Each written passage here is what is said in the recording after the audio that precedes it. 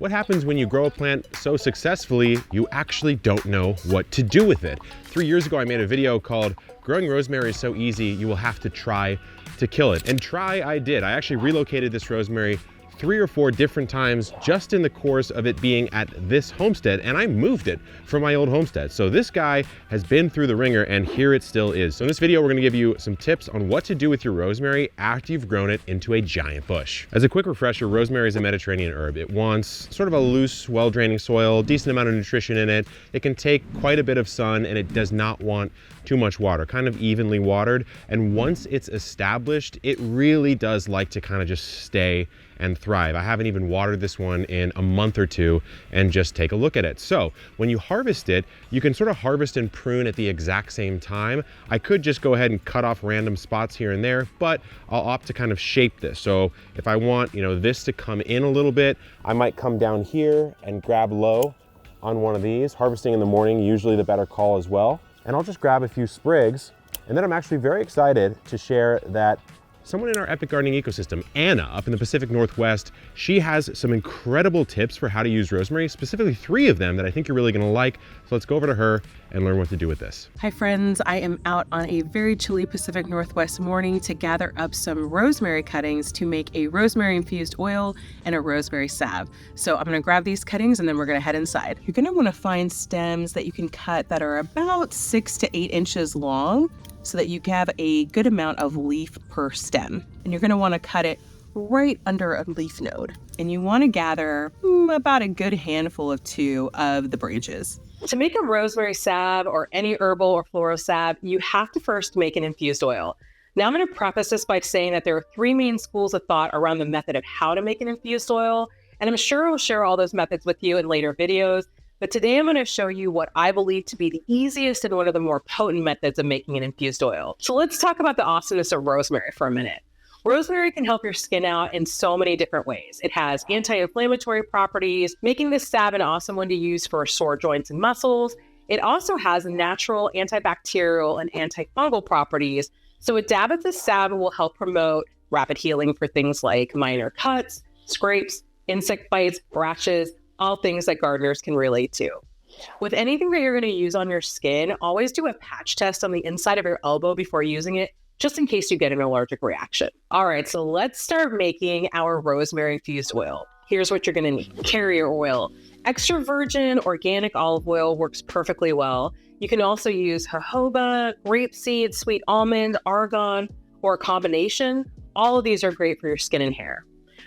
Rosemary. So we picked all this beautiful fresh rosemary, but you're really going to want to use dried rosemary for this infusion. One of the easiest ways to dry rosemary is to put it on a kitchen towel in a single layer and let it dry for about 2 weeks. You turn it every couple of days, and you want to wait until the leaves are nice and crispy and kind of falling apart like this. Then the next thing you're gonna need is cheesecloth and then 2 clean glass jars with lids. Okay, so once your rosemary is nice and dry, you are just gonna take your fingers and slide it down the rosemary stem and pull all of the leaves off, compost the stem, and fill a glass jar 3/4 of the way full. Once it's 3/4 of the way full, fill it the rest of the way with the carrier oil that you chose. And now you're going to cold infuse it. And what that means is that you are going to have it sit for 4 to 6 weeks, and you are going to keep it out of direct sunlight. There's some controversy around that, but for me, I feel like the sunlight reduces the potency of the herb. But again, there's controversy around that, so do whatever feels right. I keep it out of direct sunlight, and I give it a shake or tilt the jar every few days just to make sure all of the organics are submerged in oil. After that 4 to 6 week period, you are going to be straining all of the organics out of this with a cheesecloth or a fine mesh strainer. So let's go do that. So I really wanted to show the difference in color between the infusion that we just did and the one that's been sitting for 6 weeks. So this is the infusion that we just did, and you can see it's a beautiful golden color. And this is one that I've had sitting for 6 weeks, and it is a much richer tone. So now we're going to take our 6 weeks infused oil, and we are going to cover a funnel with a cheesecloth, or you can use a metal sieve. I really like using the cheesecloth because it allows you to squeeze out every last bit of essence. Just going to pour it right in there. Now you're really just going to use your hands and squeeze out every last bit of oil. And it's amazing how much oil comes out of the organics, how much it absorbs over all of that time. And then you can compost this whole thing. That's the other nice thing about using cheesecloth is you can just compost all of it. So you can use the infused oil straight away. Rosemary Infused Oil makes an incredible pre-shampoo mask for your hair, especially in the winter months. And rosemary is believed to stimulate hair follicles to actually make your hair grow. So that's pretty cool. But today we're going to make a salve, and let's go grab the supplies that we need to go make that. This recipe makes about 1 cup of finished salve, and I like a bit of a softer salve. So I use 1¼ cup of infused oil. If you like something a bit firmer, you can use 3/4 to a cup of the infused oil. Then you're going to use a 1/4 cup of beeswax pastilles. Now, you can get beeswax in flakes and blocks. I feel like the pastilles are one of the most convenient ways to use it, and it melts the easiest. Some optional ingredients that you can use are a tablespoon or 2 of shea butter, cocoa butter, mango butter. These are cocoa butter wafers, also super convenient to use. And then you're going to make a double boiler, unless you have a double boiler. I do not, so I just make do. You can use a measuring cup, a Pyrex measuring cup. I have this Turkish coffee, which is awesome. Anything with a spout is really helpful to pour. So I'm going to make a double boiler out of this. And then you're going to need some storage containers. So you can get 1 to 2 ounce salve tins like this. They're so cute. They're really easy to find. And a heating source. So now we are going to go melt everything together and pour out our salve. So you're going to put about 1 inch or so of water in the bottom of a pan. And then you're going to let that come to a boil. And then put your double boiler together.